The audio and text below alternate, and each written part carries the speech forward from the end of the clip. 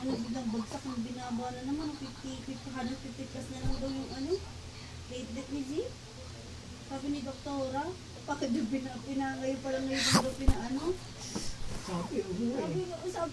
Sabi ko nga, dara kasi sabi ko sa center kahapon, monitor ko sa bayan sa 117 pa.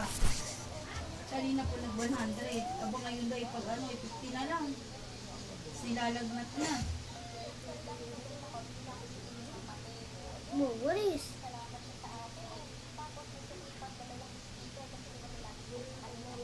Ito na siguro ni Doktora.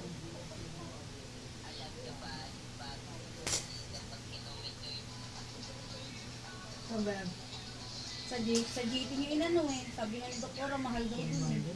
Ayun nga. Diba doon si tatay dati? pangin si Kwenta Mil, saglit lang. Sabi nga ni Doktora, dapat daw samahan na sila kayo sa kansa.